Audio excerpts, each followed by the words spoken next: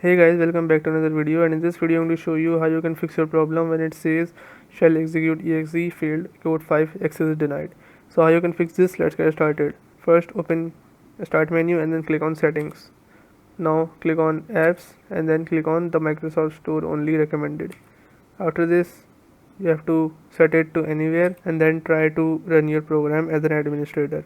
So hopefully your problem solves, and if your problem still occurs, so make sure to comment down below so we can bring a detailed guide on this video. Alright, that's it for today's tutorial. I really hope this video helped you solve your problem or learn something new about your PC. My goal on this channel is to make everything about computers simple and easy, whether it's fixing errors, downloading software or any game, boosting performance of any Windows or any game, or understanding new tools. If this video was helpful in any way, don't forget to hit the like button because it really motivates me to keep bringing you more useful content.